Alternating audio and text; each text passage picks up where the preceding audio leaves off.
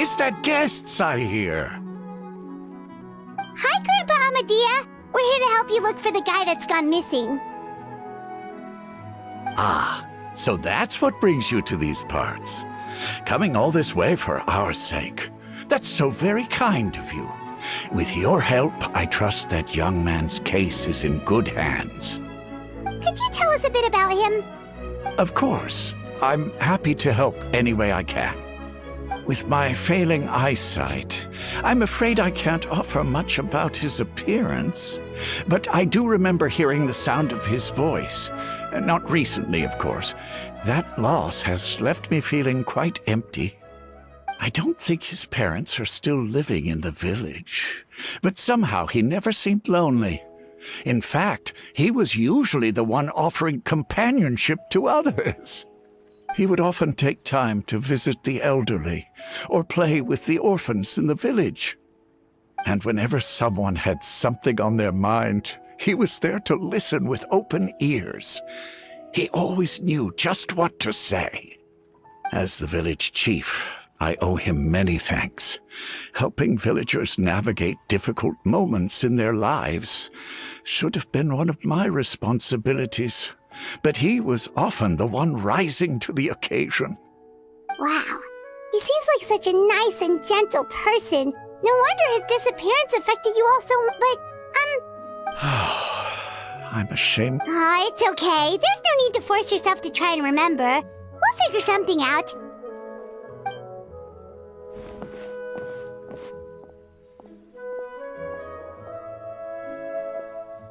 Well, Traveler, what do you think?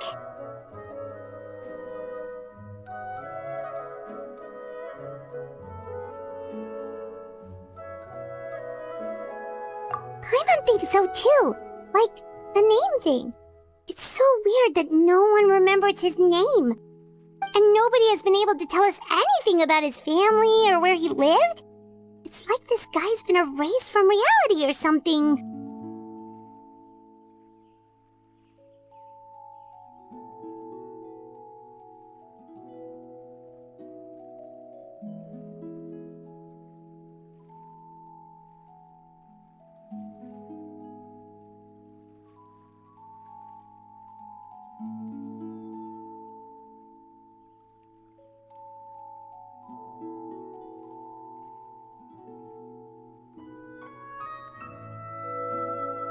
Wait, so you're saying it's not that he's been erased, necessarily, but more like he never existed to begin with? Okay, Paimon's gonna need some time to process that one. Someone who only exists in people's memories?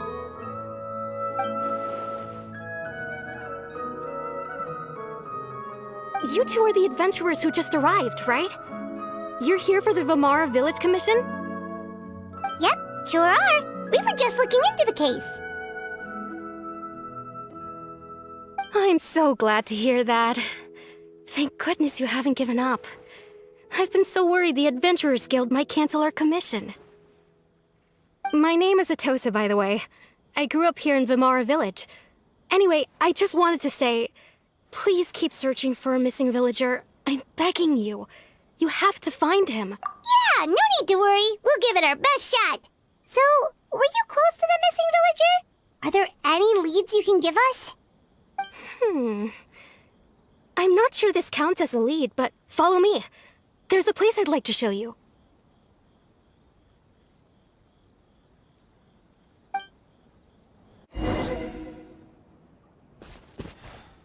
Researching human physiology is so much more interesting than field research.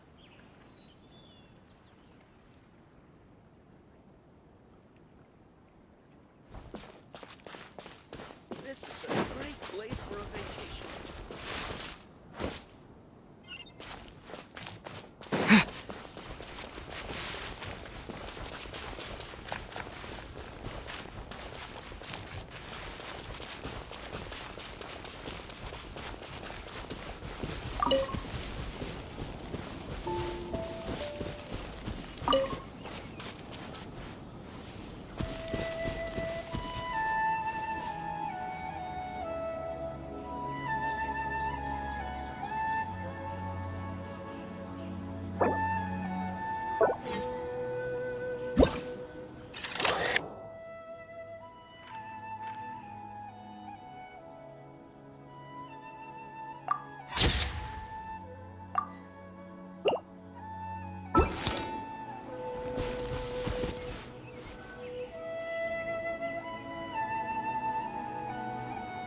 Is this the place? Under this tree? Yep. I know it doesn't look like much, but this place is very meaningful to me. It's so full of memories. We used to always sit together under this tree and talk. Sometimes we would look up at the clouds in the sky, or stop to feel the wind against our skin. We could sit there for hours at a time, never realizing how long it had been. I was actually adopted by the people of Vamar village. The forest rangers found me in the woods as a child. I was surrounded by such good people, and growing up in the village was so lively. Still, there were times when I couldn't help but feel incredibly alone. Alone? How should I put it? When something's bothering you, or when you have good news to share, you always want to talk about it with somebody. But for the longest time, I didn't know who I could talk to, or if I should say anything at all. Everyone has their own problems to deal with.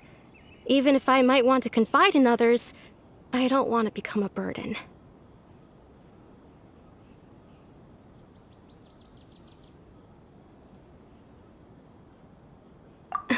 Really? You know exactly how I feel?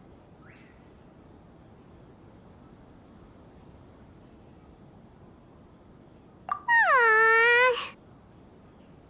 Wow, that sounds really nice. You're quite lucky. When it comes to our missing villager, well, I guess you could say that to me. He felt like both a family member I could rely on and a friend who could really understand me. No matter what came my way, I knew I could always talk to him. He was so thoughtful and pure, and patient too. Whenever I talked to him, he would always seem so interested, as if the things I was describing were just as important to him as they were to me. Ever since he disappeared, there's been so much I wanted to tell him.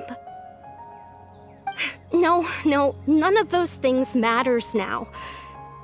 I just really want to see him again. Wow. You two must have been really close. Did he ever tell you anything about himself? He mostly just talked about interesting things he saw around the village. He'd share a lot of his own wild ideas as well. Oh, right! I did ask him about his parents once. But all he said was, they're not here anymore. I didn't know whether that meant they had left the village or passed away, and I didn't want to pry. Still not much to go off of. Look at me.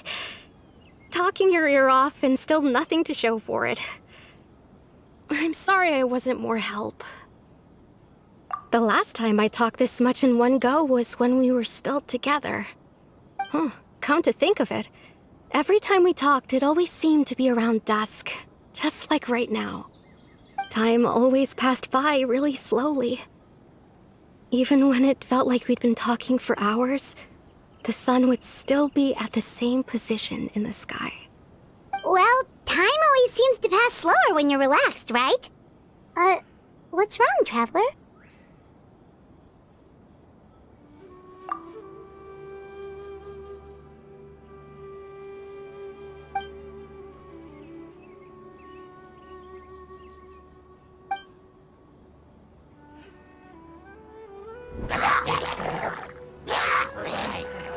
Hey, look at those hilly trails over there. Doesn't it seem like they're acting a little strange?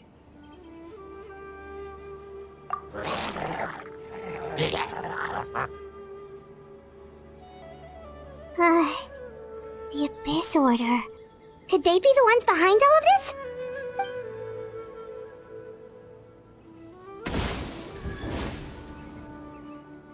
Uh-oh, we've been spotted! Quick, get ready to fight!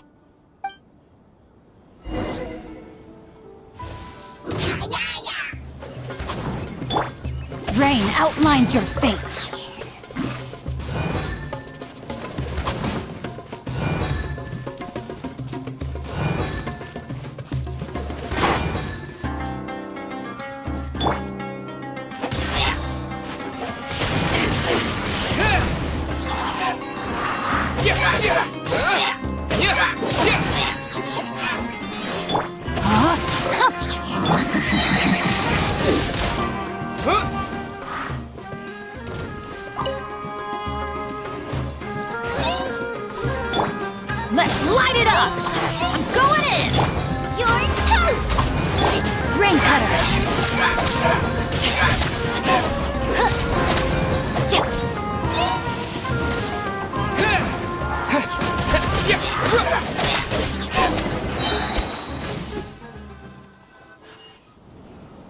Thank you so much. I wasn't expecting monsters to show up. If you hadn't been here, I'm not sure what I would have done. It was no trouble.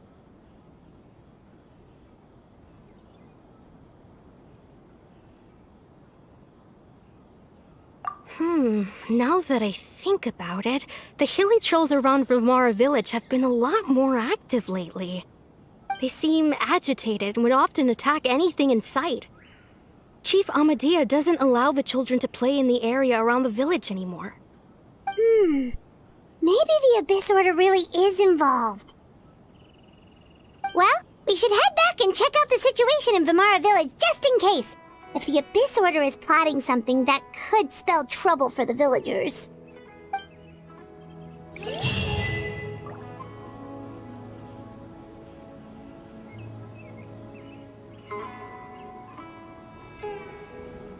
Wait a second. The person...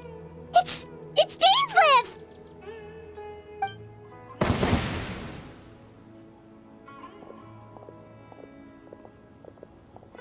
Ah, it's you two. Oh, a friend of yours? Well, I'll leave you all to it then. I should head back to the village and check up on Chief Amadea and the others anyway. Well, see you later. Yep, see you later, Atosa!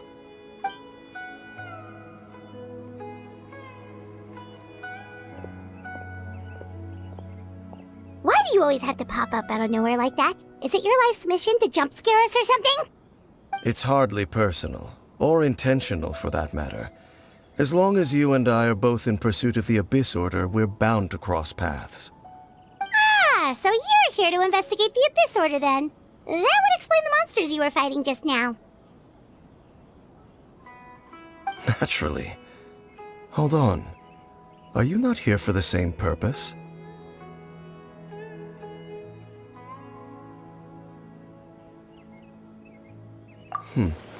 No matter. It may have taken you a while to catch on, but I'm sure you've also realized by now that there's something strange about this place. The Abyss Order is most certainly planning something in this area. Or worse, their plan could already be in motion. So you think the Abyss Order is behind the hilly trail activity in the area? As things stand, I highly doubt that is their primary motive. I would imagine the increased hilly trail activity is merely a byproduct of whatever it is they're really trying to accomplish. Still, the hilly trail activity is causing a lot of problems for the people here. We should stick around for a while and protect the village, don't you think?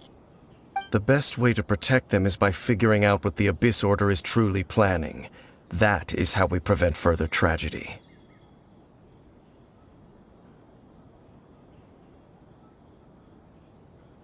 And you shall have them. I never intended to hide anything from you. Don't worry. There should be ample time to talk.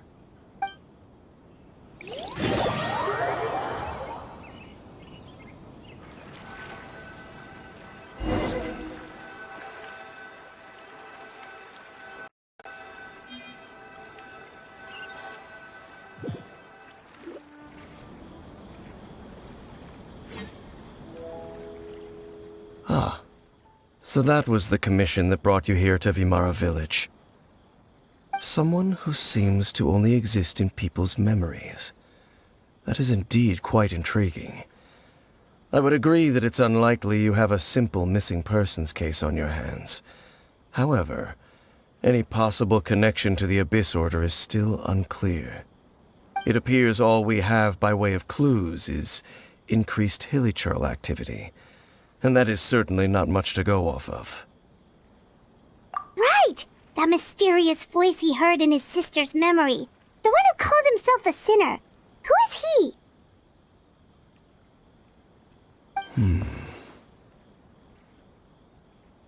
Traveler, let me ask you this.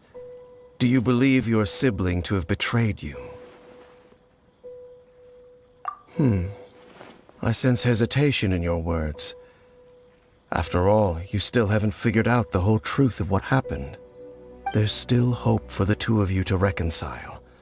Irreparable damage has not yet been done. The sinner you wish to know about, his situation is different. He and his fellow sinners have long betrayed me, and long betrayed their nation. His name is Vedrfolnir, the Visionary. I'm loath to admit it, but he is also my kin, my older brother. Your brother? There were 5 of them, the 5 sinners of Khaenri'ah. The wise Roptatyr, the visionary Vedrfolnir, Gold Rhine-daughter, the foul Surtalogi, and Rehir of Solnari, Rerir. No matter how eroded my memory may become, I will never forget their names. One day, I shall have my vengeance. Wait, some of those names sound really familiar. Rhine-daughter is the one who created Albedo. Surtalogi is Skirk's master. And the one we just learned about, Dane's brother, Vedrfolnir. If he was the voice of the sinner, then the one who inspired Clothar to create the Abyss Order was him.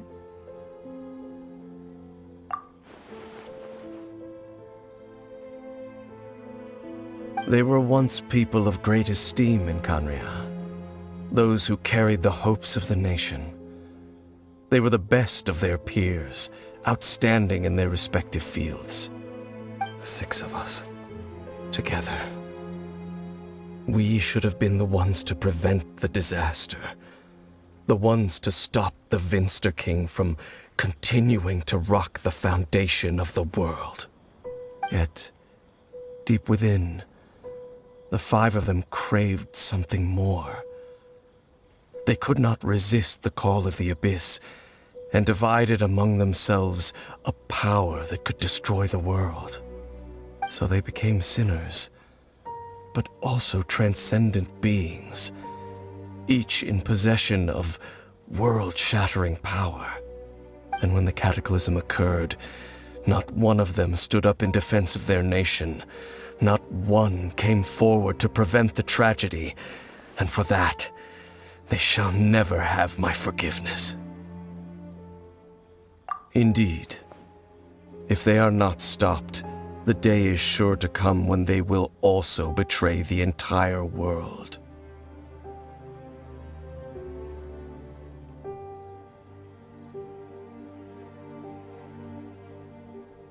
Of course, as I said, I never intended to hide anything from you. So, Dane, what have you been looking into all this time? I've continued to investigate the questions surrounding the Loom of Fate. It's been quite some time since the initial operation was launched. By retrieving the eye of the first field tiller, we were able to stop part of their plan from coming to fruition. Oh, Paimon remembers! Weren't they going to use it to corrupt Osile and make a god or something? Indeed. However, it's obvious that was just some sort of technical experiment. The eye was integral to their plan, yet somehow, despite failing to obtain it, they've skipped the experimental phase and found some other way to keep moving forward. There are many signs pointing to that effect. Then what should we do? It's not too late, is it? Our most pressing concern is to determine the purpose of the Loom of Fate. From there, we'll be able to deduce the Abyss Order's true objective. Based on the intel I've gathered so far, I suspect the Loom of Fate is related to the ley lines in some way. The ley lines? Traveler, you were able to observe your siblings' memories last time, yes? I believe that was due to the fact that the ley lines in that area were unstable. My recent investigation has shown that Abyss Order activity in a particular area is usually followed by a series of issues with the ley lines.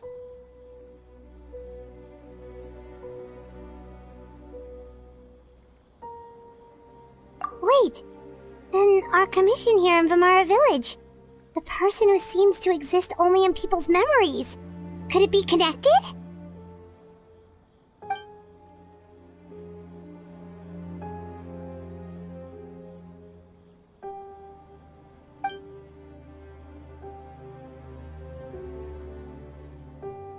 It's certainly possible. I'll join your investigation tomorrow. This missing persons case could very well turn out to be the key to unraveling these mysteries.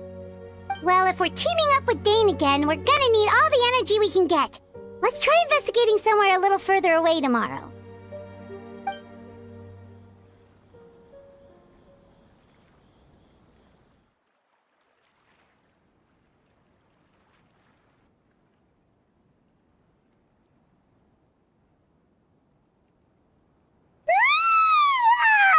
So tired.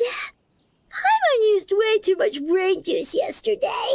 It's all Dane's fault saying all that complicated stuff. Well, let's go find Dane. We've got a lot to do today.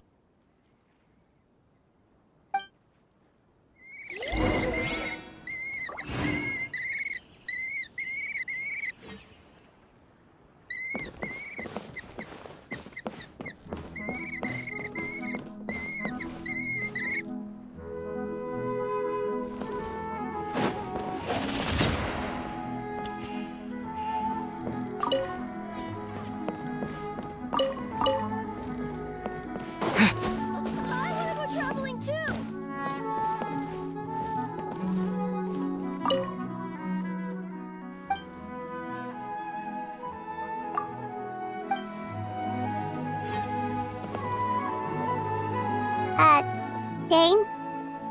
Hello, Dane? Why are you just zoning out over here?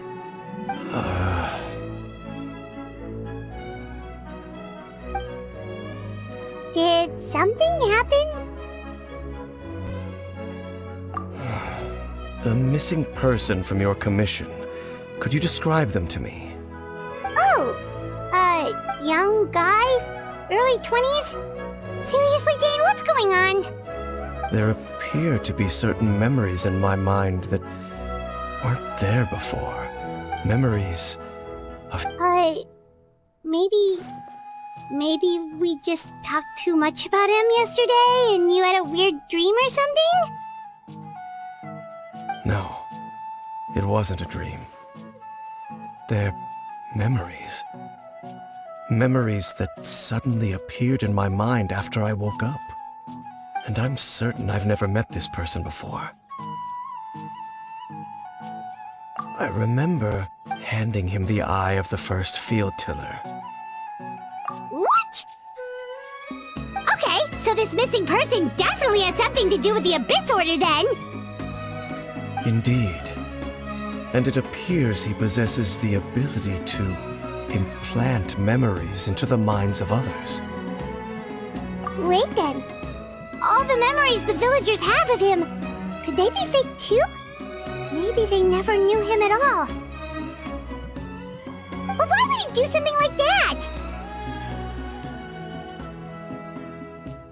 Whatever the Abyss Order is planning, an important truth has been revealed to us this morning. What sort of truth? That their goal is still to obtain the eye of the first field tiller. They haven't stopped searching for it. I am the only person who knows its location. Perhaps implanting that particular memory was an attempt to interfere with my mind in some way. Your concerns are not entirely unfounded. I don't believe the Abyss Order is capable of altering reality like that just yet. However, considering their single-minded pursuit of the eye, I would say an equal level of caution is in order on our part. Come with me. We must check whether the eye is still in our possession. Oh, so you're going to take us to where you hid?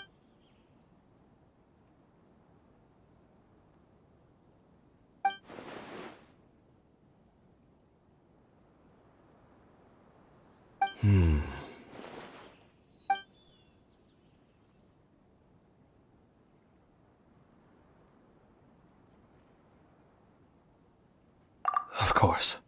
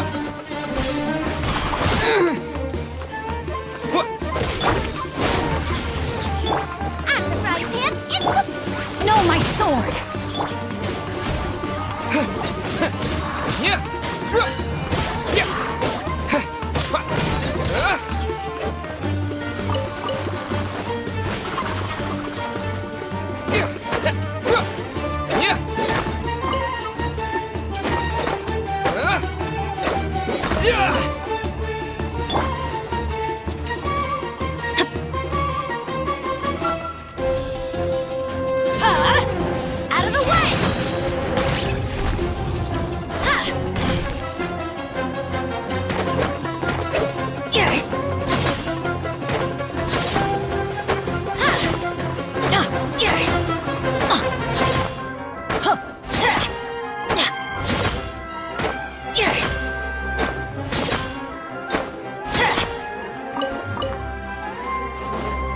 Get out of here! Out of the way! That's gonna hurt in the morning.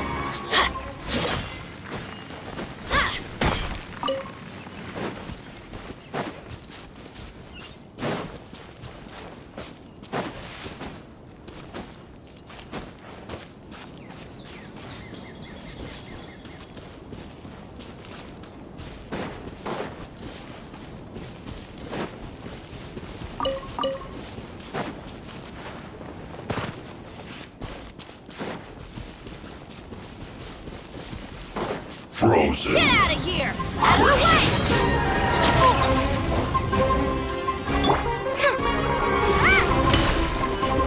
Cold cut platter.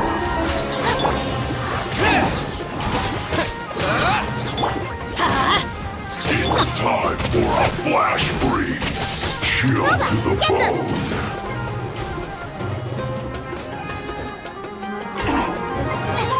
It's no problem. Wind blade! Disgusting.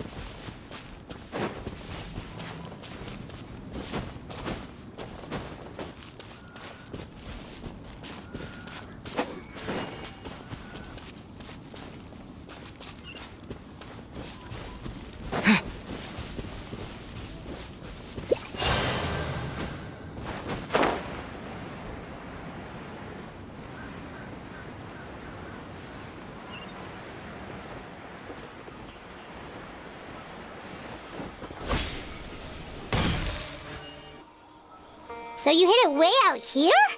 Not an easy place to discover, that's for sure. Well, let's go check to see if it's safe. Traveler, wait.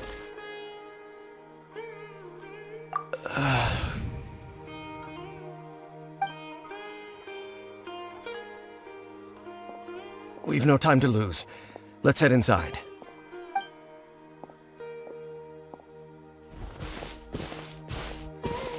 Hey, wait up!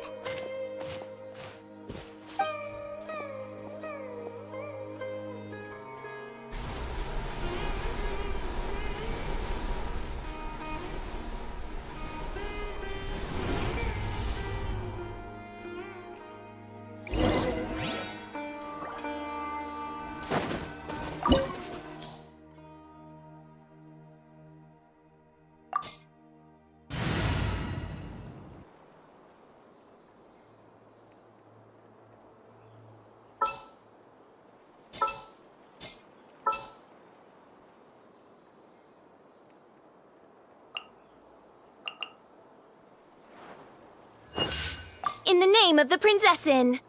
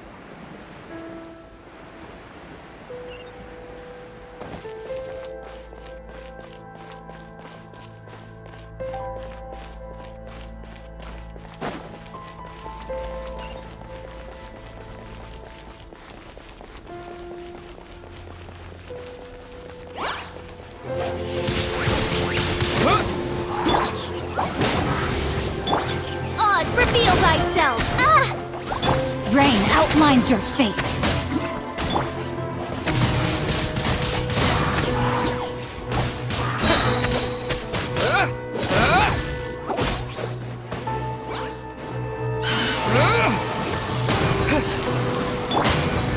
As you wish, main Fräulein.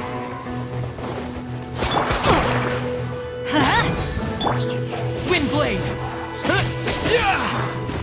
No, my sword! Let me weave you a bird. It appears the mechanisms here have changed over time. You can access the upper floor through the side door. Perhaps you should try reactivating the mechanism over there.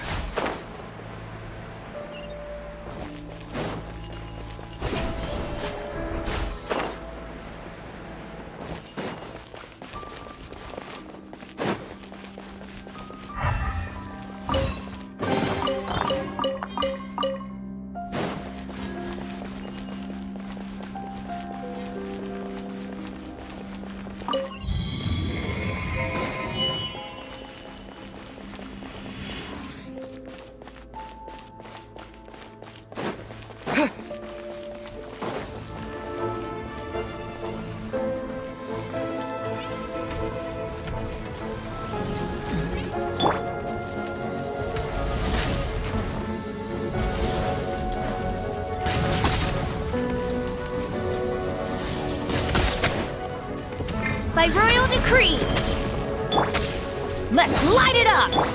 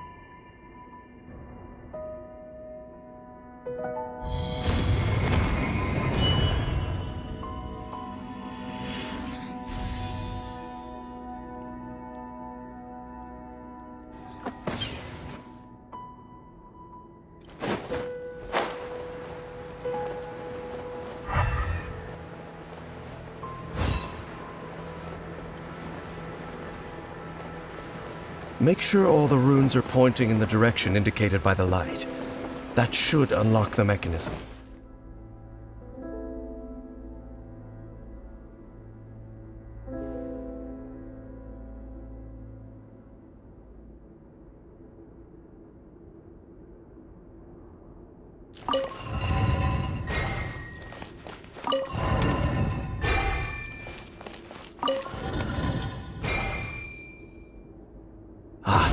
The door's open.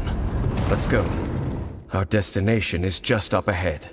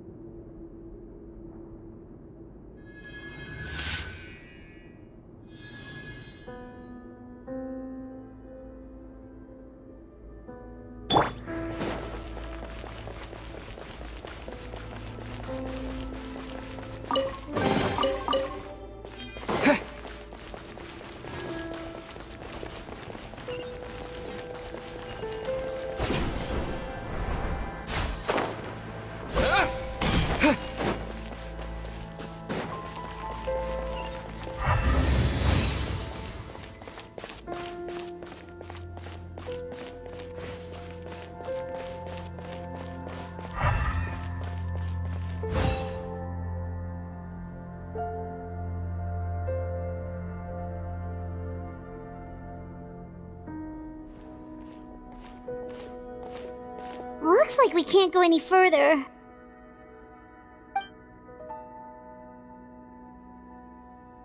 Be on your guard. I sense the presence of the Abyss.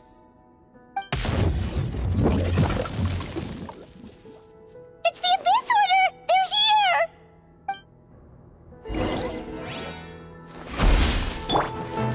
Desolation! Oh, ha!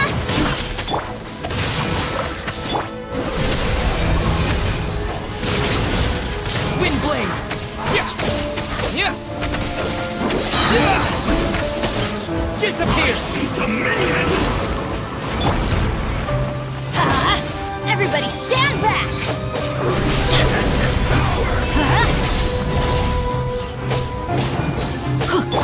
By royal decree, witness the power of Gua. Let's light it up!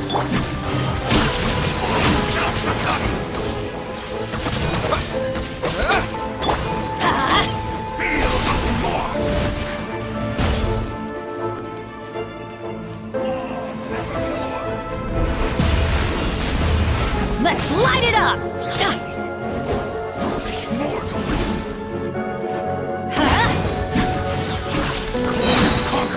Teamwork is dreamwork! Oz, reveal thyself! Just as I suspected. The false memories were a trap. The Abyss Order just wanted to follow us here. Now that they're in the vicinity, we should have a chance to see... Dane? What's wrong? Can you feel that? There's been a disturbance in the ley lines. It must be the work of the Abyss. Wow, you must be really sensitive to that sort of thing. Paimon doesn't feel it. You too. Do as I say. Use that mechanism over there and leave this place. The Abyss Order is putting something in motion. If you return to Vimara Village, I suspect you might finally have the opportunity to locate the missing villager. Just think of it as a way to divide and conquer.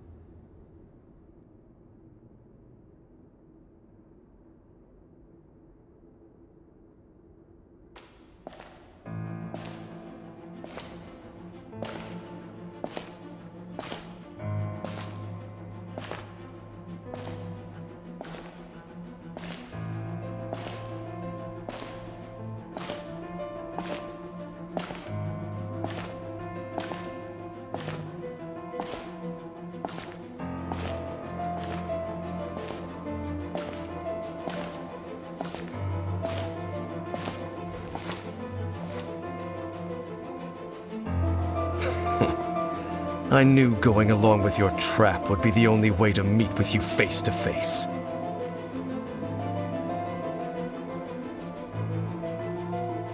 You risked your safety and that of the Eye? That's quite the gamble, Dainsleif. But I believe that I am the one walking into a trap laid by the Twilight Sword. So you came here all on your own? What about those followers of yours? When the Twilight Sword is prepared for battle, any army I could send would only be marching to their doom. Better that I face you alone. I know you must have a lot to say, but if it's a conversation you want, you'll have to defeat me first.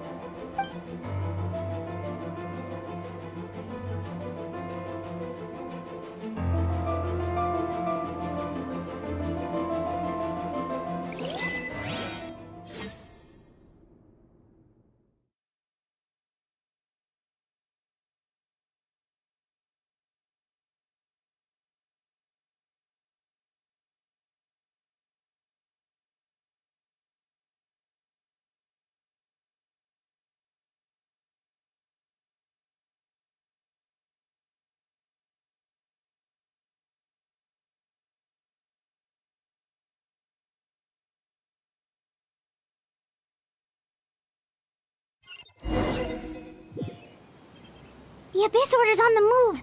The ley lines are all out of whack! We better hurry back to Vimara Village and see Hey! Look at those hilly trails over there! Weren't they acting super agitated just a little while ago? Why are they so calm all of a sudden?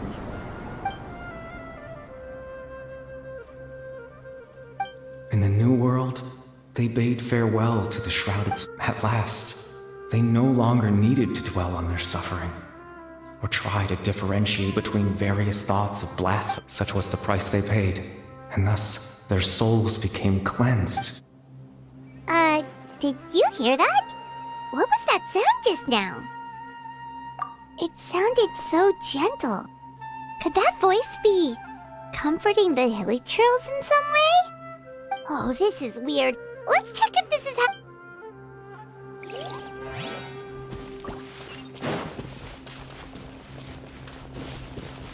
Looks like the same thing is happening over here, too. The hilly trails are calm. You see, we're both still here.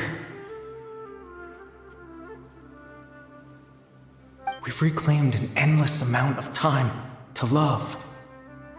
Release your tears. You no longer need to hold back your soul.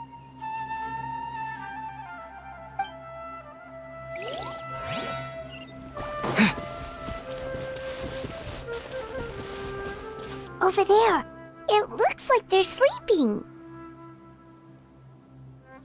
In the end, he whispered softly, "Sleep well, Father. Sleep well, my beloved people. When you awake, that which differentiates us." It almost sounds like a poem or some kind. Well, now that the hilly trails have calmed down, Vimara Village should be safe. Let's put this situation to the side for now. Dane said this might be our chance to find the missing villager, so we should head back to Vimara.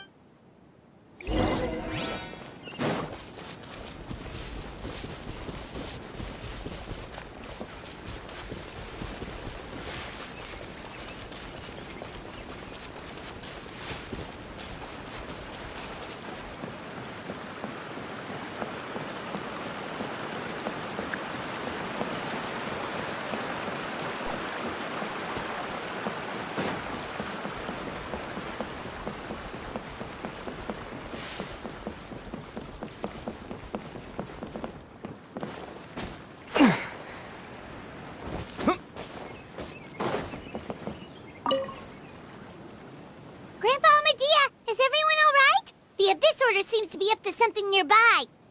The Abyss Order? This is the first I'm hearing of it. Thank you for your concern, but as far as I'm aware, it's been business as usual here in the village. Well, that's good to hear. Oh, also, you didn't happen to come across any clues about the missing villager while we were gone, did you? Someone's gone missing, you say? Who would that be? Huh?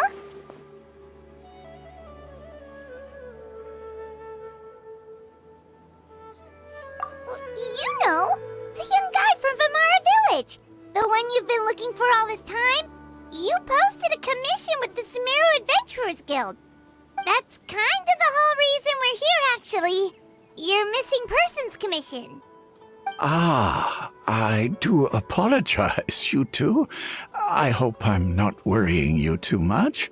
I'm sure it's just my age making me forgetful again. At least right now, I can't seem to recall whatever it is you're referring to.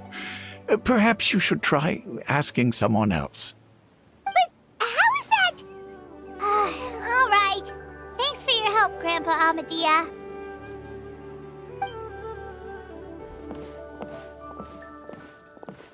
Something's definitely not right. We just talked to Grandpa Amadea about the missing villager. There's no way he could have forgotten all about him just like that. What do you think, Traveler? Could everyone's memories of the missing villager have been erased again? You're right. We should narrow down the possibilities first. Let's go ask someone else then.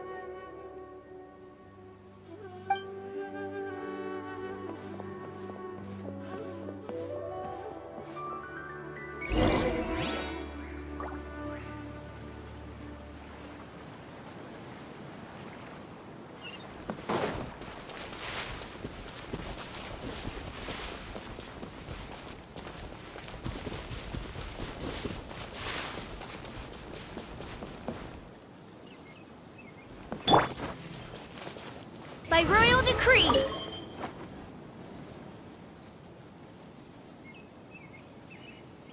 Someone's gone missing? Who? Just as expected. That guy you said a bunch of nice things about earlier? The one you always used to chat with. He's around 20 years old, and you said he was a kind, warm-hearted person? Oh, I know who you're talking about. Really? You remember? There aren't many young people who've earned that kind of praise from me. If you're certain that's what I said, then there's only one person who fits the bill. No doubt about it. But why'd you say he's gone missing?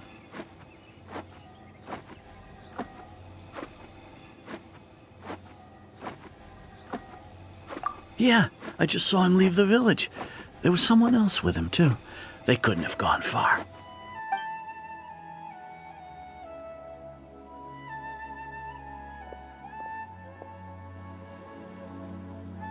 Strange. Bayram seems to remember him. And apparently he just saw him? Do you think maybe it's not that there's something wrong with people's memories, but that we've somehow returned to a time before he went missing?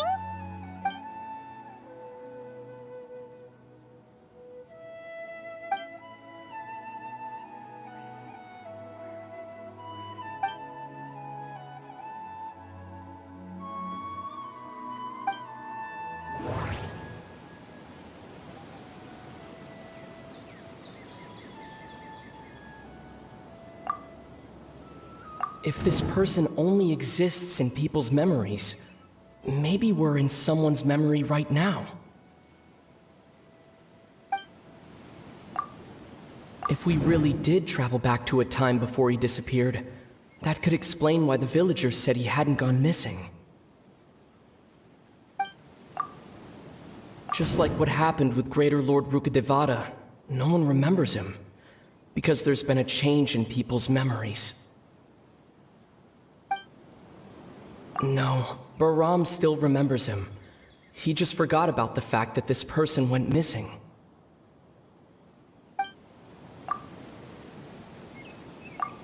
Right! Paimon totally forgot about the ley line disturbances. We're in someone else's memory. Just like how you entered your sibling's memory last time. That would also explain why we seem to be at a time before he went missing. It's a memory after all.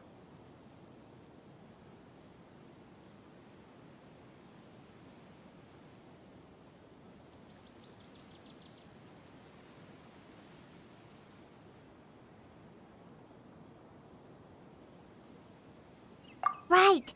If he's someone who only exists in people's memories, then we're finally on the same turf. But didn't Bayron just say that he saw him leave the village with someone? Where should we go look for him? Who knows how long this ley line disturbance is gonna last? We might not have that much time, and we don't even know whose memory this is. Good idea! That'll help us narrow things down. We pretty much figured out that the missing villager has the ability to...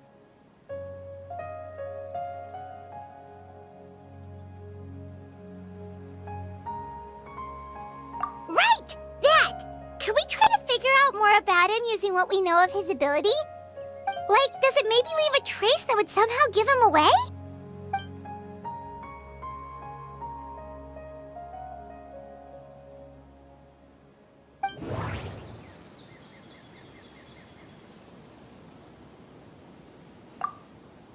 All the memories seem to be set in or near Vimara village, but I'm still not sure if they're restricted to this location. If time was allowed to pass within the false memories, there's a higher chance they might conflict with someone's original recollection. That would make it much harder to avoid suspicion. There's a difference between memories that arise from lived experiences and those that are implanted into the mind. Perhaps it has something to do with... Maybe not. We don't have any way to prove whether certain memories... No wonder! All this time and the sky hasn't changed a bit! That must mean time isn't passing! That's the tell of the fake memories. The implanted memories are basically taking place outside of the regular 24 hours of the day. If the memories included the regular passage of time, it would be easy for people to tell that something was off. Like there could be overlap or something. People might start to wonder why they remember doing two different things at the same time of day. That's why he makes sure the memories take place at a specific moment in time rather than over a period of time.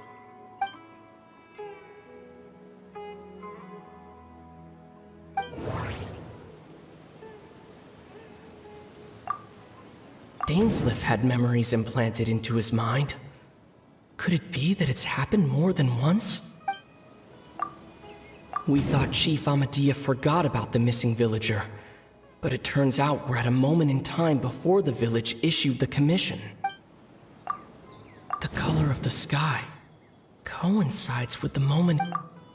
Oh, right! That's exactly what Atosa described! Come to think of it, every time we talked, it always seemed to be around dusk, just like right now. Time always passed by really slowly. Even when it felt like we'd been talking for hours, the sun would still be at the same position in the sky. Yep, that has to be it! This is definitely Atosa's memory. Yeah, that's where they'll...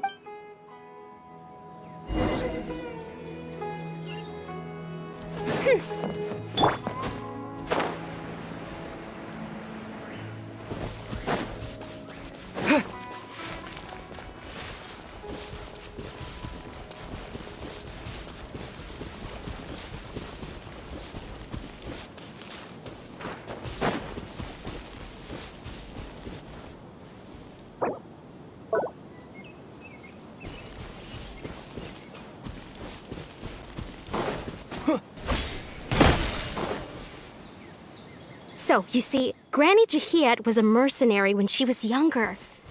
She just talks like that out of habit. She's not trying to scare the children on purpose. Oh, there I go again. Always talking about my own things. Do you maybe have anything you want to share? It's okay if you don't. You could also just talk about what you think of me? Oh, I think you're an incredibly strong and thoughtful young woman.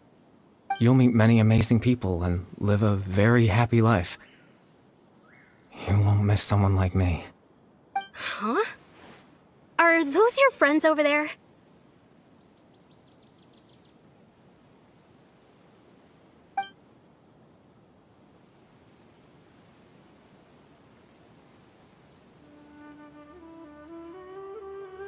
Oh, right! This version of Atosa hasn't met us yet! Friends? I guess you could say that. It must have taken them a lot of effort to find me.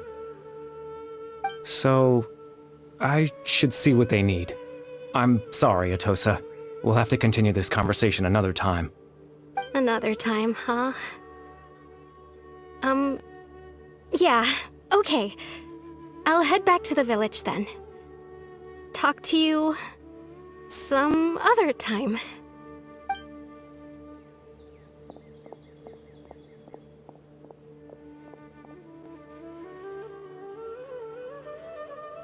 It's nice to see you, Traveler. I believe this is the first time we've met.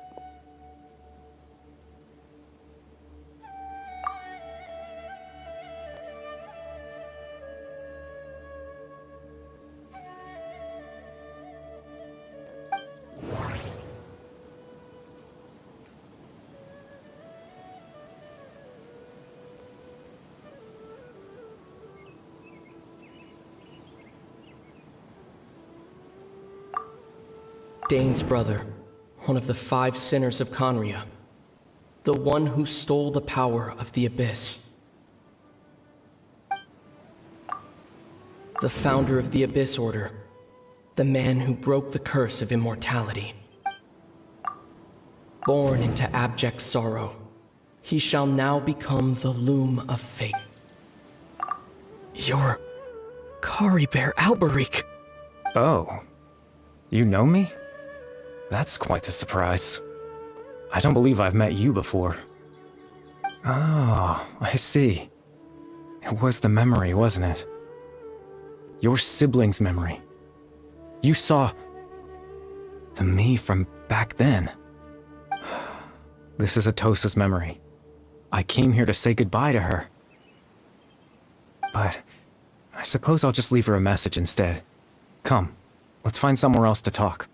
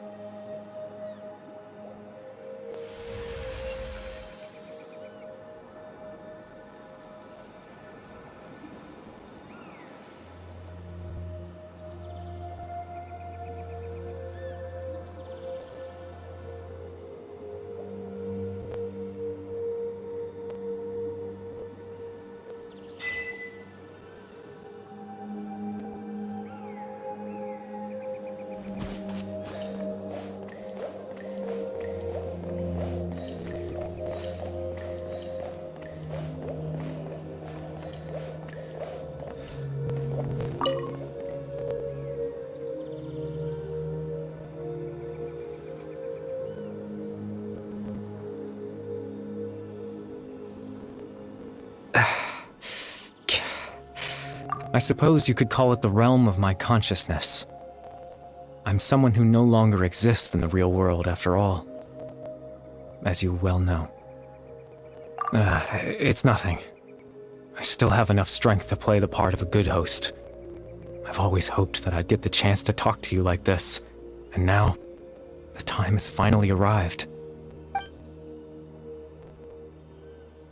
Extreme sorrow and pain. Hope and regret coursing through your veins. And a degree of abyssal power that defies comprehension. Father told me that once I possessed all those elements, I would become the Loom of Fate. But, despite his intentions for me, I never truly became the Loom of Fate. I was merely used as a means for its construction. In truth, I died the moment I set everything in motion. The person you see before you now is nothing but a remnant of consciousness left over within the Loom of Fate.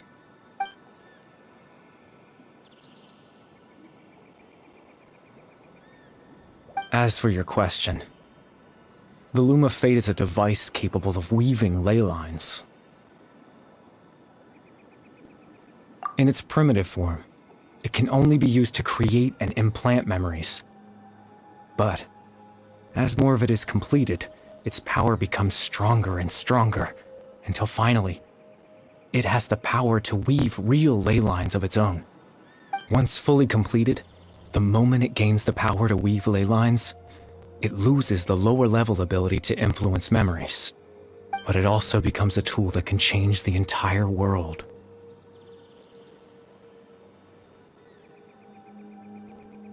Yes, I have the ability to control the loom in its semi-completed form. I suppose you can think of it as a form of compensation. After all, its existence cost me my life.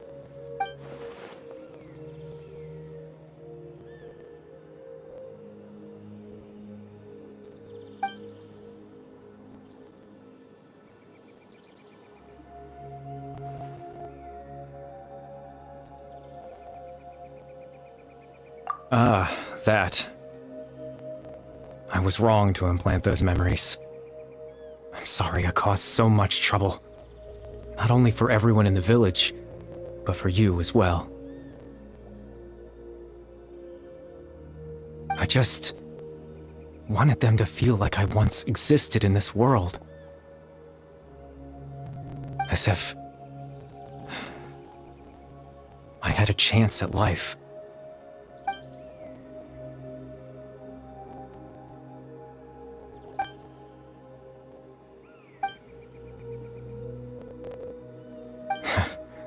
I know what you must be thinking. Why would I do something so meaningless? But I just couldn't accept it. I had to know what it would be like if I had my own life. What kind of person I would be. What other people would think of me.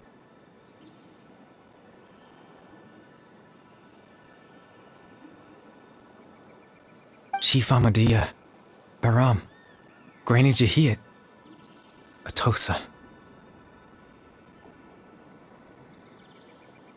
What would it be like if I could live alongside them? No cataclysm, no curse. Just a quiet life in a peaceful village. I was curious, so I selfishly tried to have my own life. Even if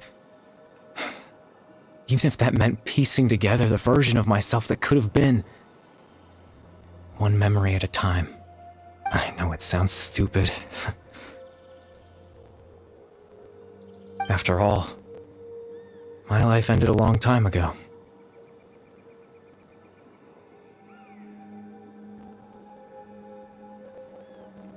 Any chance at living was stripped away from me when I was 8 years old. My consciousness left to mature in an illusory world of nothingness. Even the form you see before you was nothing but an invention based on my father's appearance. An imagined version of what I would look like if I had the chance to grow up.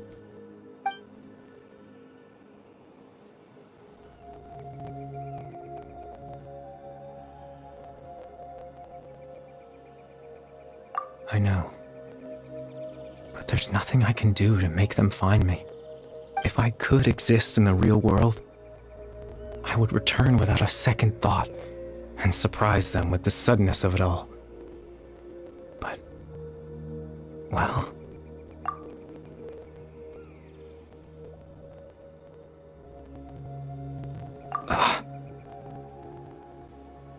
I know.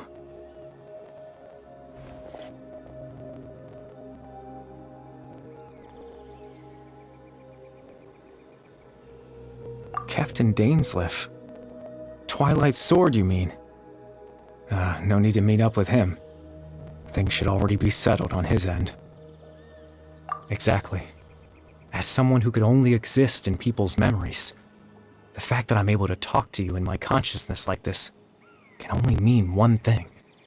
The loom of fate has already been completed.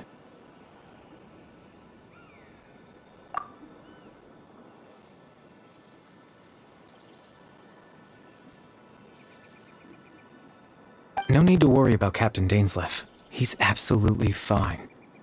The only reason he lost the eye was because I happened to guess exactly what he was planning. Captain Dainsleif has had the eye inside his body this whole time, hasn't he? His plan was to lure the Abyss Order to a false location, capitalizing on their pursuit of the eye in order to have the chance to confront the princess. He would then hand the eye to you and tell you to take it away from that location. That way, Captain Dainsleif could accomplish his own goal and ensure the safety of the eye all at once. A very thorough plan. That's right, because in his mind, he had given it to you already.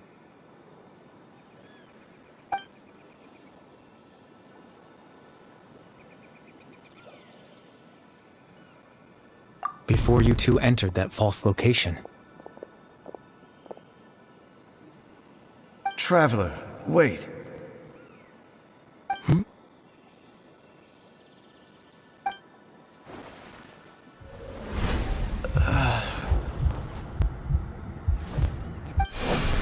We've no time to lose. Let's head inside.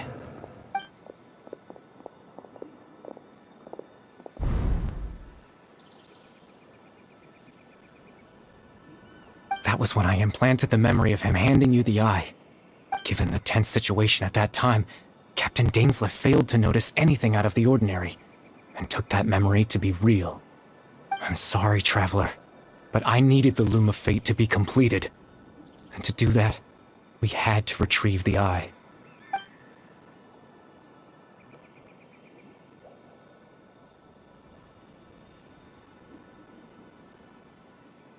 I promise I'm not trying to conceal anything from you, but I truly have no idea what the princess is planning. Tevat's ley line system is deeply entrenched in the planet. Creating new ley lines can neither replace nor extend the ones that already exist. In the face of everything they could be planning, I fear I'm too insignificant to even get a glimpse of the bigger picture. In any case, I had my own use for the Loom of Fate, and my goal, at least, has been achieved. You remember my father, don't you? Clotar Alberic. I believe you saw him in your sibling's memory. After he used the power of the Abyss to restore consciousness to my hilichurl form, I suffered from an indescribable level of mental anguish. To comfort me, my father told me a story, that this was a fairy tale world where I had to take on the form of a little monster. That story managed to dispel my fears, even if just for a moment. My goal was simple: to use the Loom of Fate in its near-completed form, when its ability to create memories was at its strongest, to implant a specific memory into the minds of the hilichurls. In that memory, I would tell them a story, just like my father did for me. It was a story of fairy tales and love. But more than anything, it was the story of us.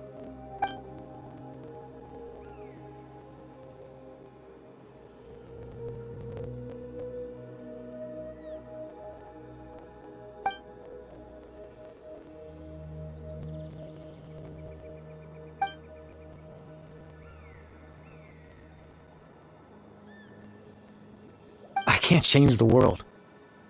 Not when I lost the very right to exist within it. Implanting those memories, that was the most worthwhile thing I could offer. All that's left of my existence is a wisp of residual consciousness tied to the Loom of Fate. In truth, that trace of my consciousness should have dissipated long ago. My goal was the one thing that allowed me to hold on all this time. But now, the bedtime story is finished. And it's finally time to rest.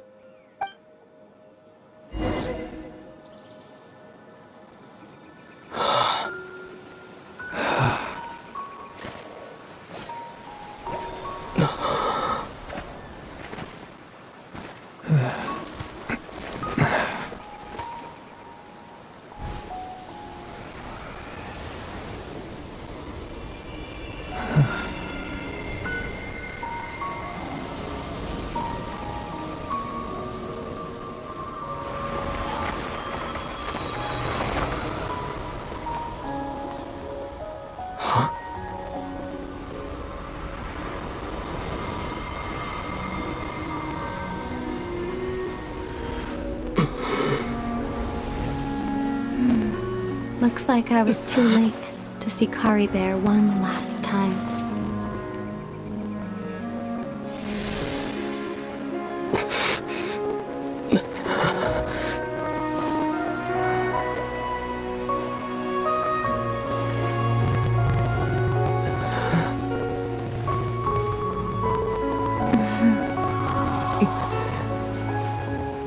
Kari Bear's consciousness is gone, and this space will soon disappear along with it.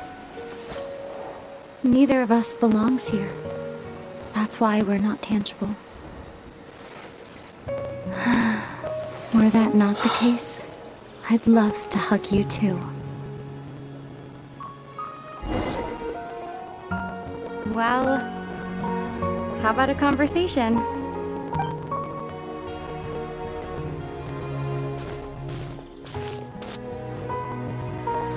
chance to just stop and talk like this is certainly not easy to come by.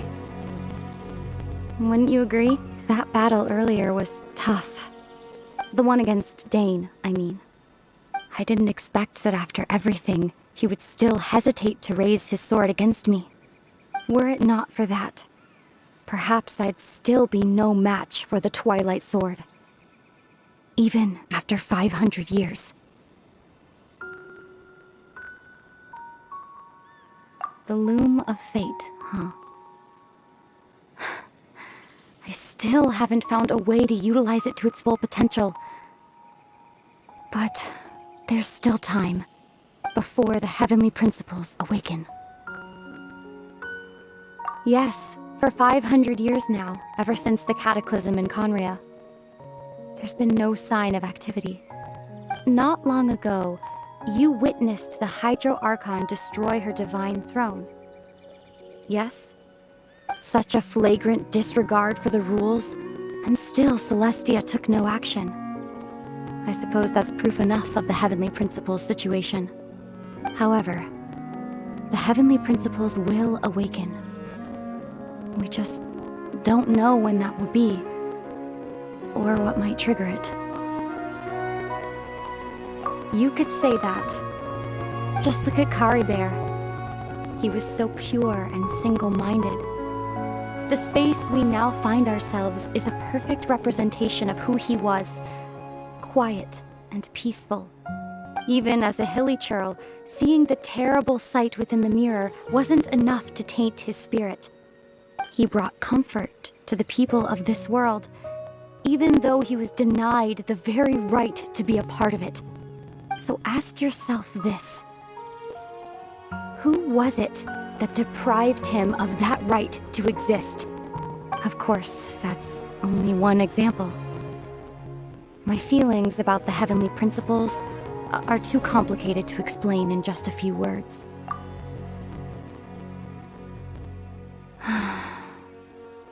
Ether?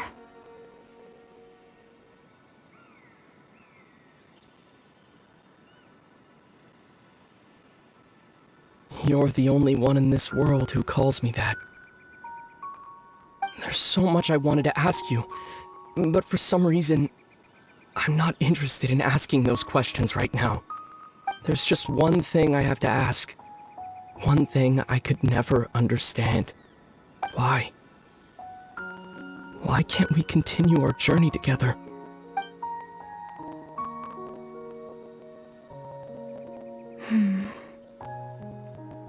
At the end of my journey, I arrived at a place known as the Sea of Flowers at the end.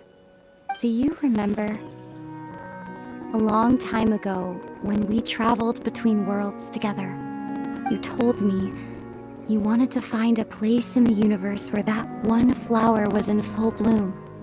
To have a place like that suddenly appear before me. Well, would you think of that as a coincidence? You mean... I miss you too, Ether. But as this war continues to rage, and as I continue to seek that final answer, I don't even know how to face myself sometimes, let alone my own brother. What's going on? This space has lost its tether. I doubt it'll be able to exist much longer. In fact, aside from our inability to physically interact with each other, there's something else you should know about this space. With Kari Bear gone, we won't be able to remember anything that happened here. Everything in space will be wiped from existence, including all memory of our reunion. You're only telling me this now?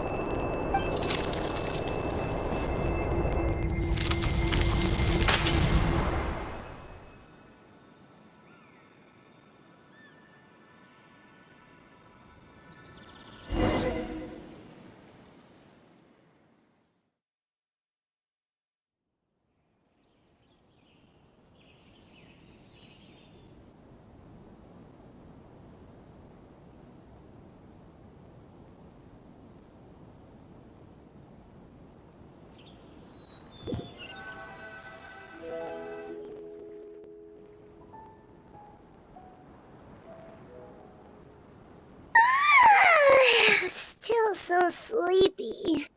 Paimon's head feels all fuzzy. Oh, Paimon woke up a little earlier than you, so Paimon will fill you in. The villagers said that they saw us sleeping near the village yesterday. They couldn't wake us up no matter how hard they tried, so they decided to just bring us back here. Oh, and Dane came by just now. It looked like he was injured.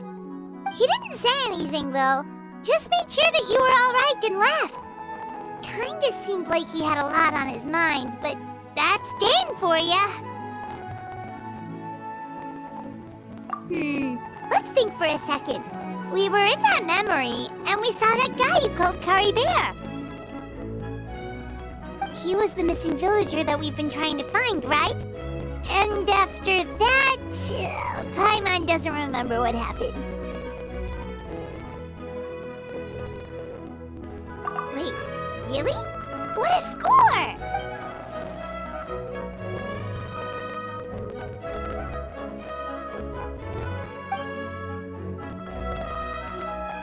Well, what happened after that?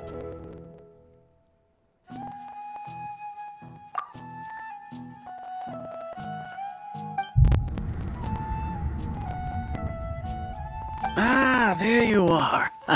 Sleep well? Bayram, you sure seem happy. Did something good happen? Something good? Huh. Wasn't anything good or bad, I'd say. It's just that, well, the village organized another search party yesterday. It didn't feel right to leave all the searching to the adventurers. So there we were, searching away, when suddenly this one guy said it all came back to him. According to him, one day around dusk, he was passing by this one tree outside the village, and he saw our missing villager. There he was, sleeping under that tree all by himself. His parents came a little later to wake him up, and they all left together. They looked like quite a happy family, apparently. And after that, well, we all started to feel like that really is what happened. Kind of strange that we forgot all about it for so long. Oh, and we also remembered his name, Curry Bear. Now, that's not a name you hear every day. Would have been helpful if we remembered it sooner. Well, I hope he's happy wherever he is, and we're all relieved now that we know what happened. Seems like everyone thinks Curry Bear left the village. That's probably for the best. At least they have some sort of explanation now. Paimon wonders how Atos is doing.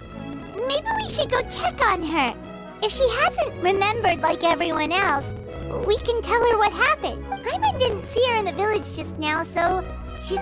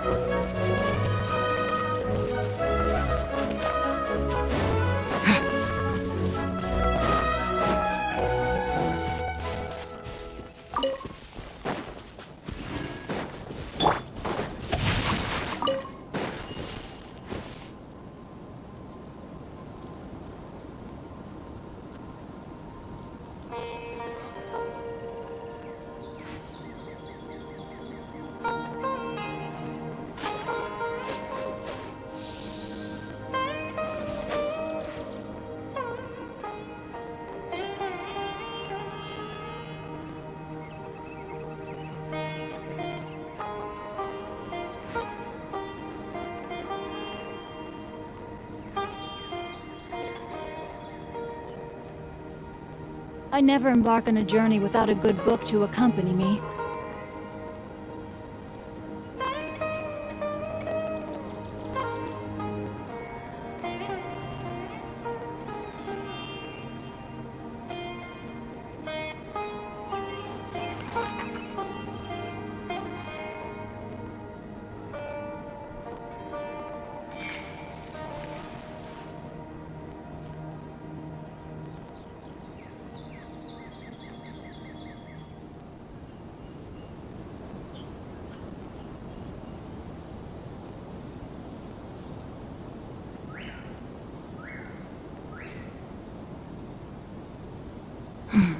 Now, this is what I call a moment of solitude.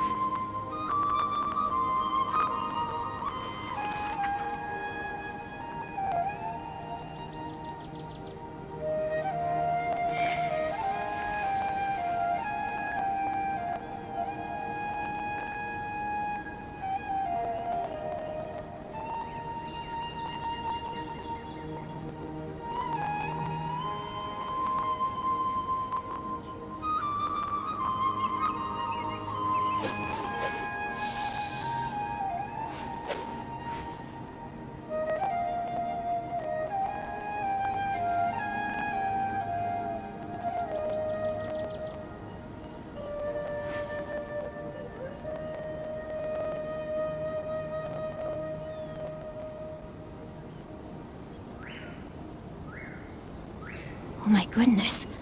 Oh my gosh. Wow. Huh? All will be revealed in the next volume? Oh, drat.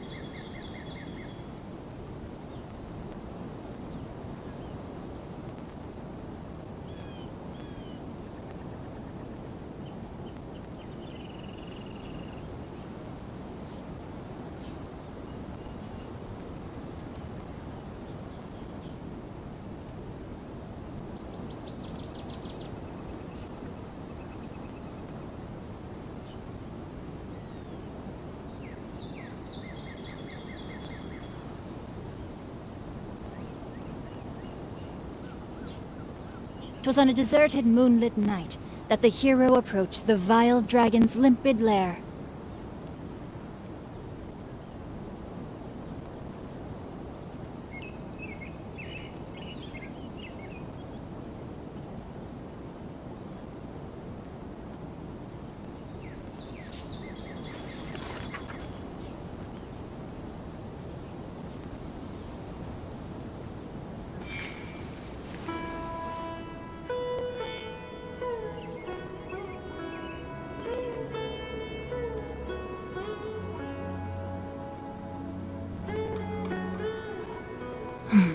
Now, this is what I call a moment of solitude.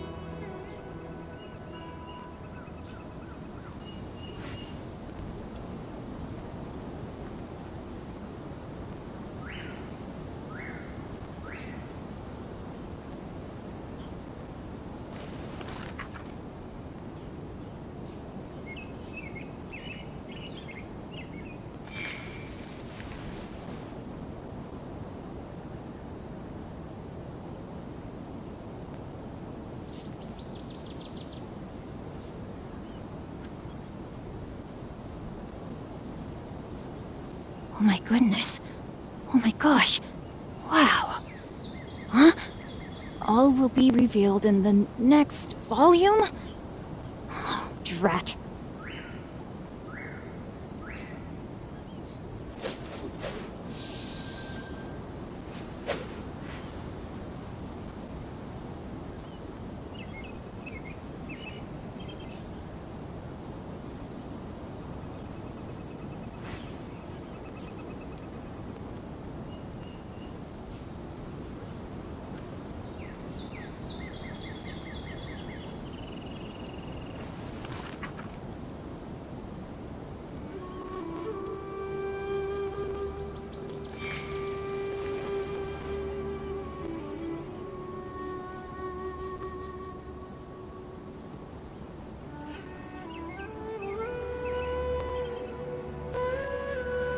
I never embark on a journey without a good book to accompany me.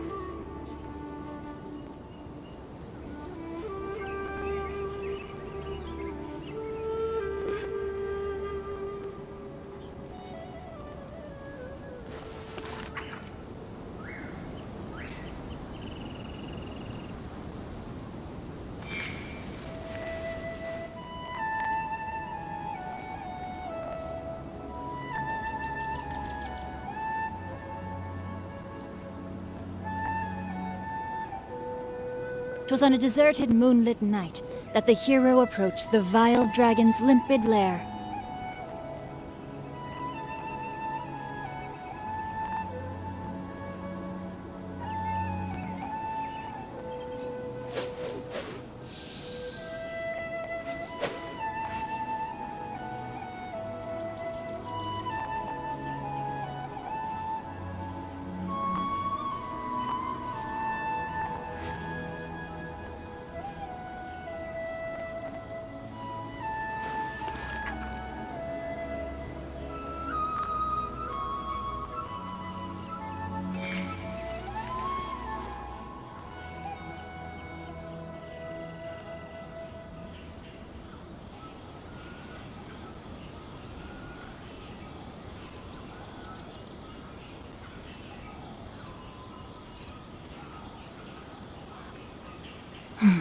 Now, this is what I call a moment of solitude.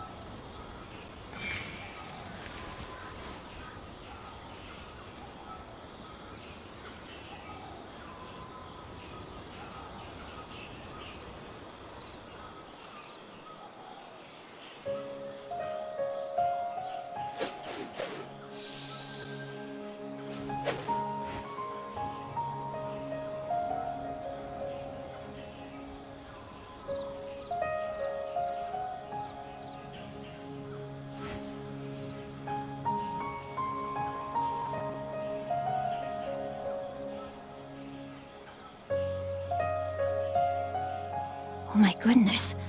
Oh my gosh. Wow. Huh?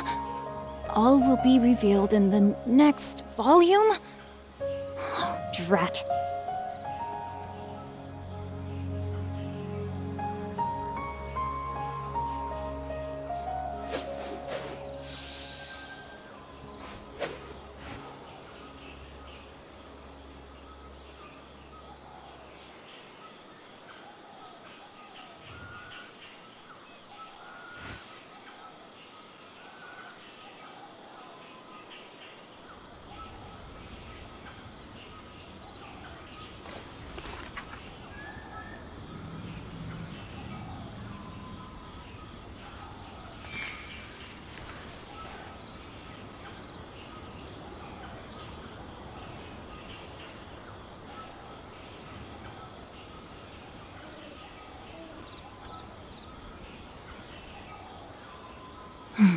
Now, this is what I call a moment of solitude.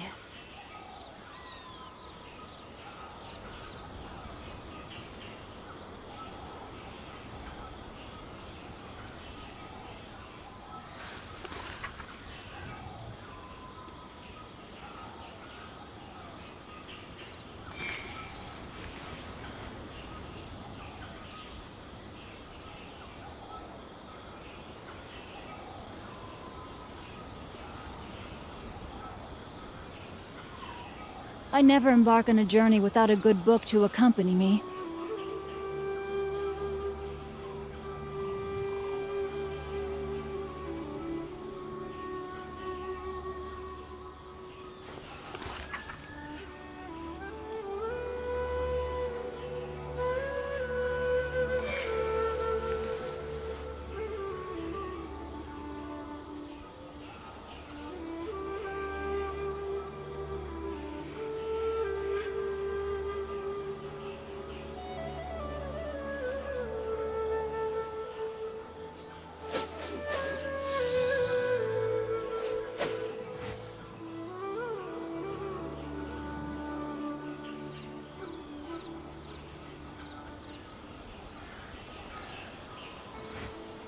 If my calculations are correct, Wanwen Bookhouse is due to receive a batch of new releases today. Might we add a small detour to our adventure?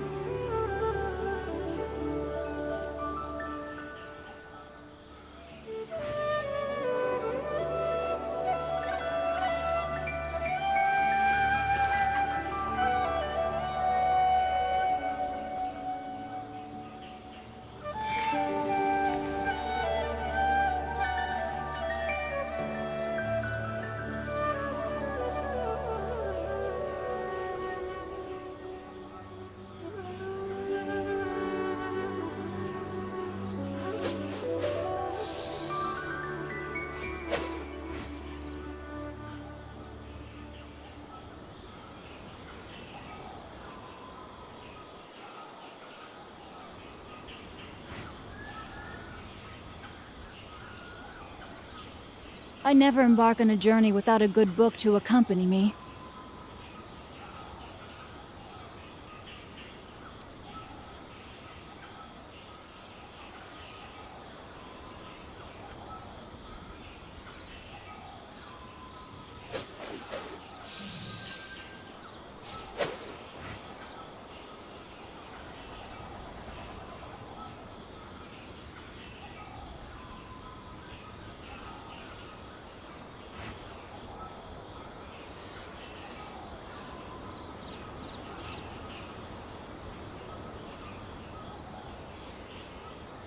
Oh my goodness. Oh my gosh. Wow. Huh? All will be revealed in the next volume? Oh, drat.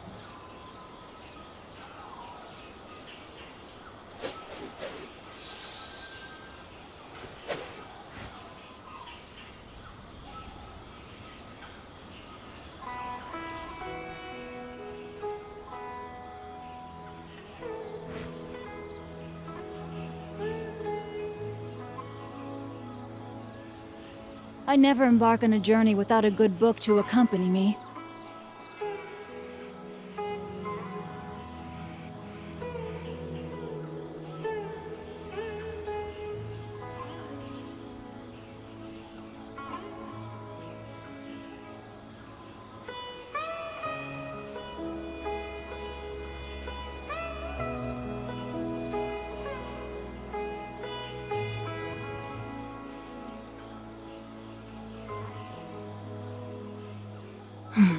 Now, this is what I call a moment of solitude.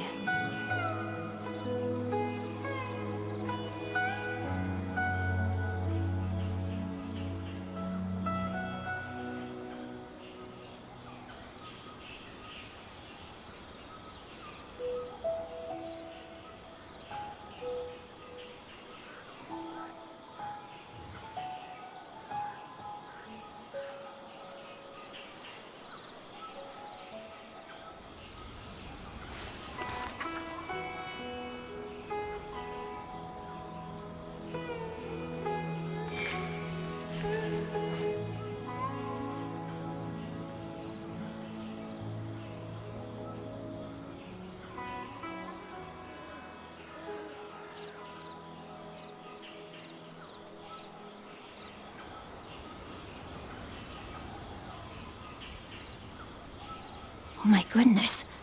Oh my gosh. Wow. Huh? All will be revealed in the next volume? Oh, drat.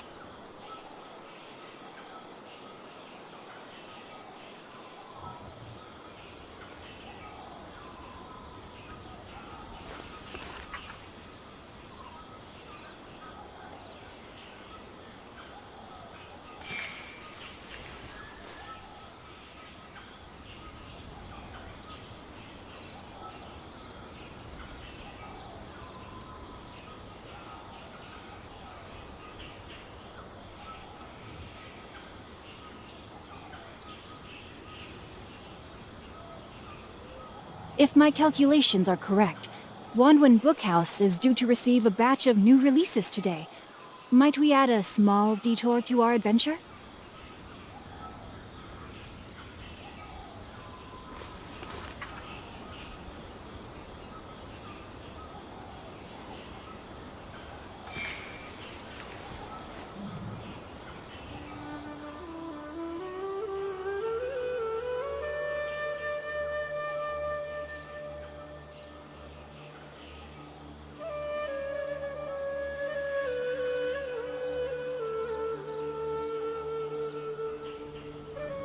Oh my goodness. Oh my gosh. Wow. Huh? All will be revealed in the next volume? Oh, drat.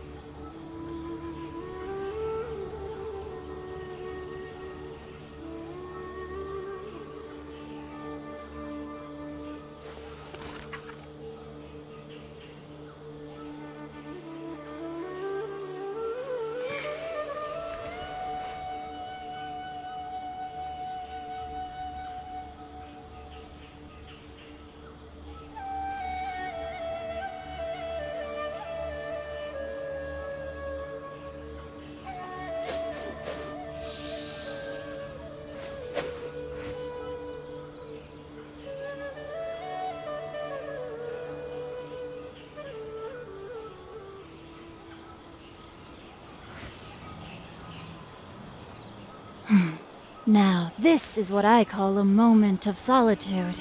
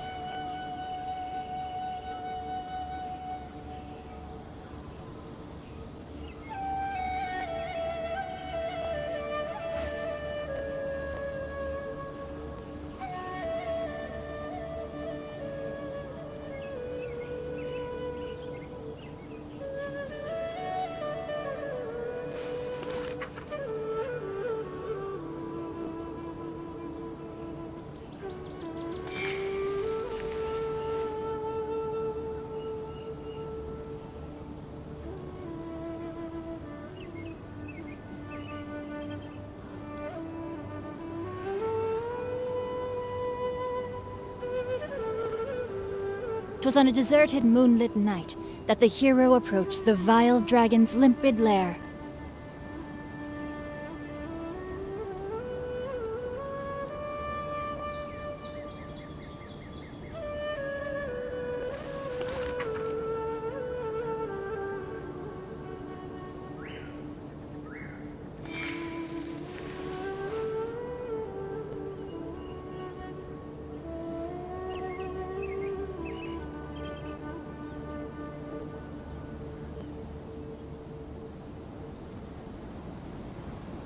Oh my goodness. Oh my gosh. Wow. Huh? All will be revealed in the next volume? Oh, drat.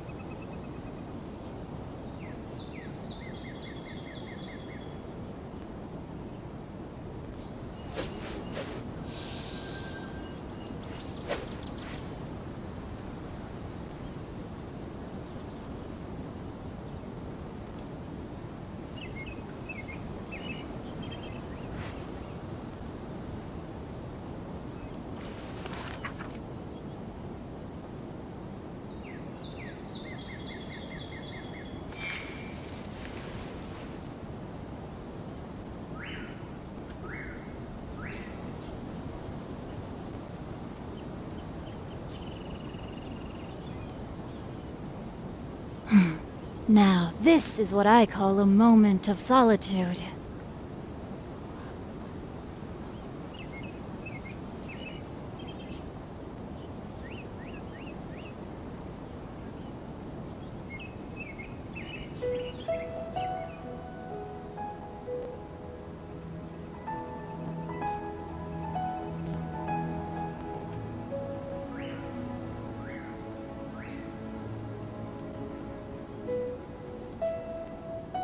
If my calculations are correct, Wanwen Bookhouse is due to receive a batch of new releases today.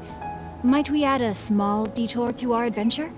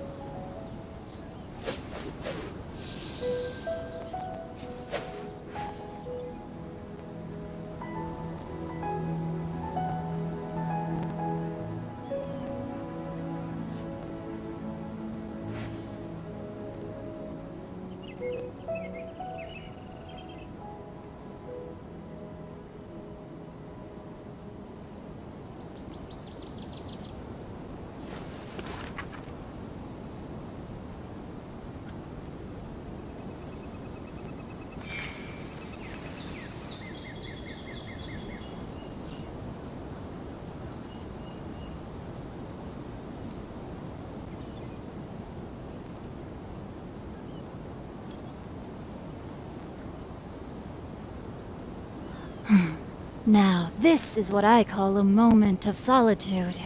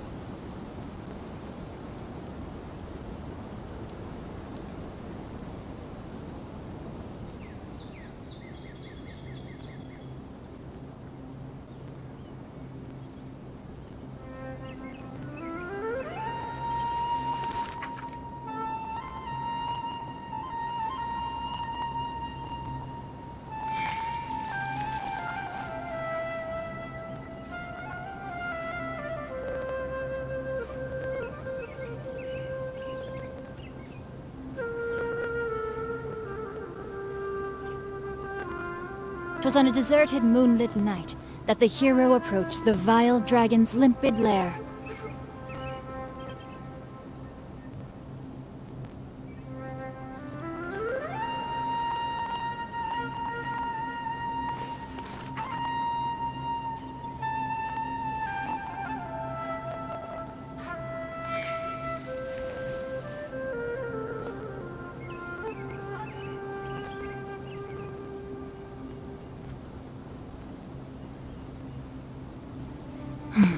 Now, this is what I call a moment of solitude.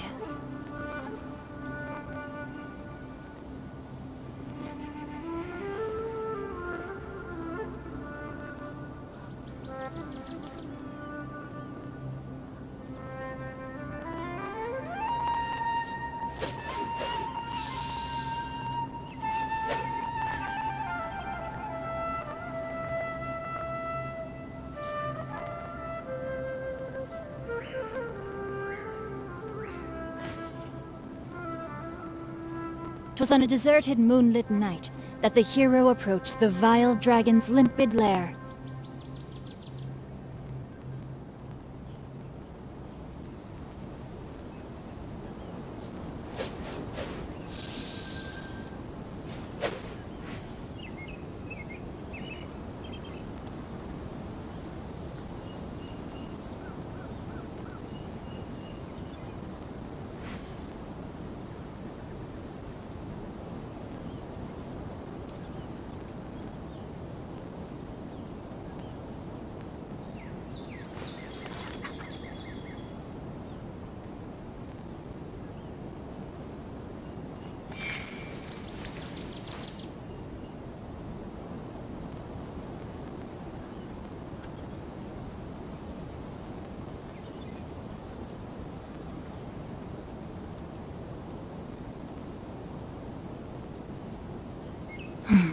Now, this is what I call a moment of solitude.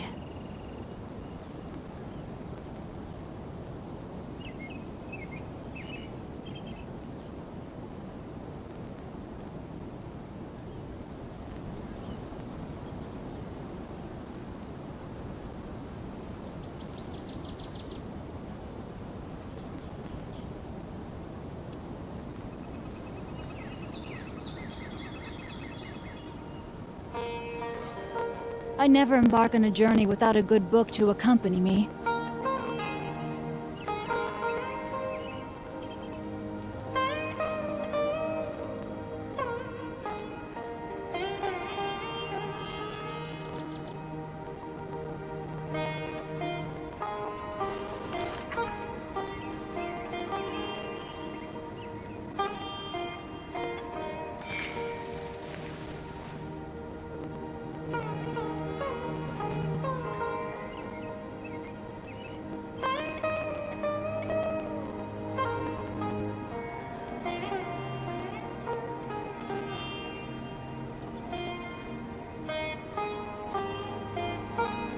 Twas on a deserted moonlit night that the hero approached the vile dragon's limpid lair.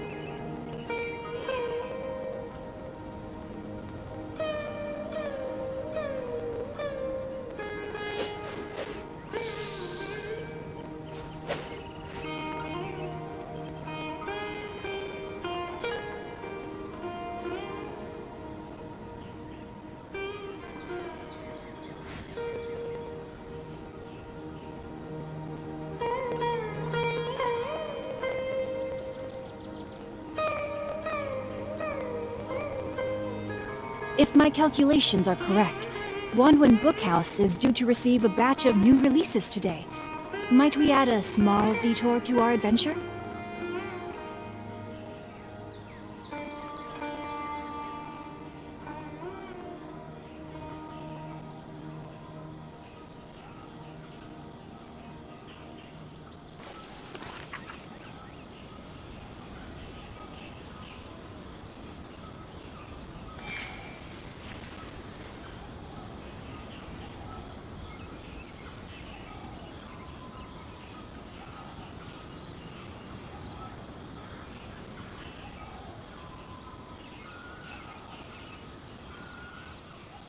I never embark on a journey without a good book to accompany me.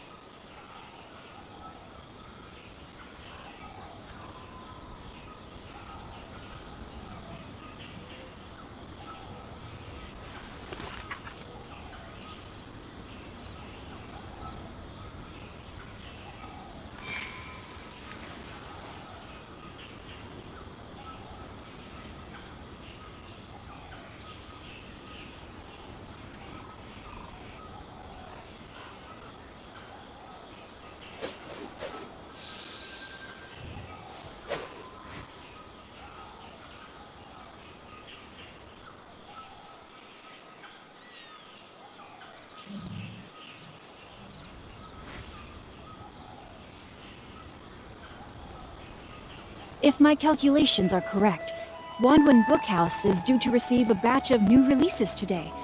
Might we add a small detour to our adventure?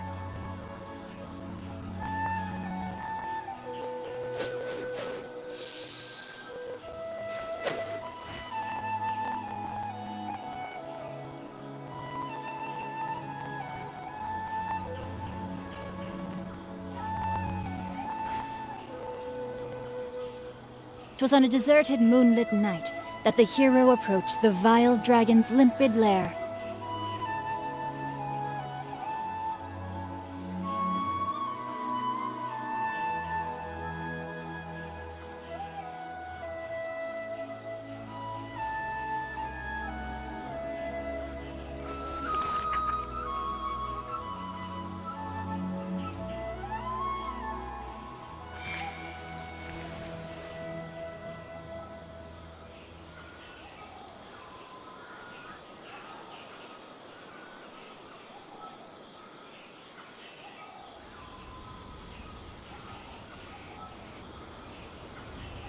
Oh my goodness.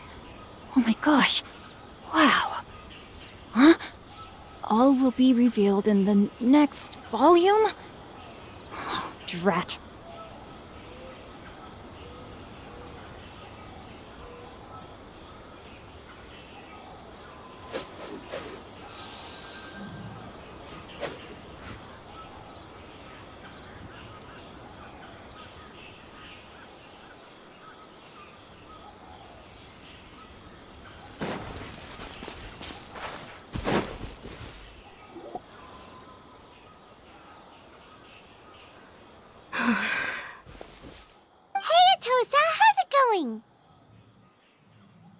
Oh, it's you two. I was just about to go looking for you. I wanted to thank you. I was part of the search party, so I remember what happened to Kari Bear now. Honestly, I just can't believe I forgot something so important.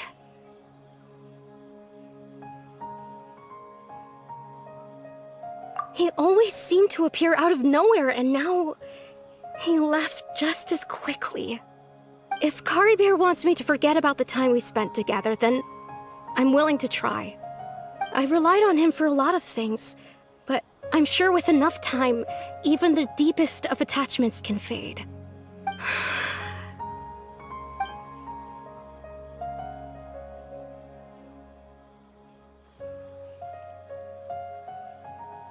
Okay, I'll admit, I'm just putting on a brave face. I was dumped, wasn't I?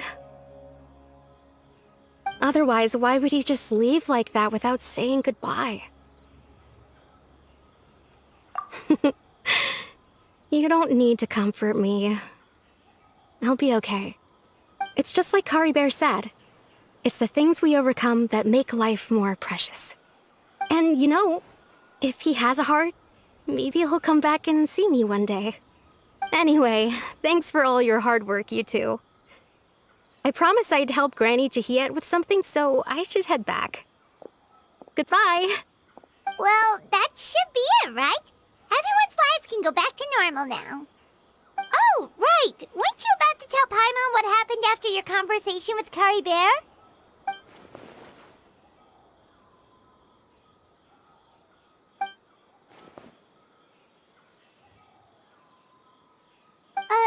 A picture? Where'd that come from? Let Paimon see!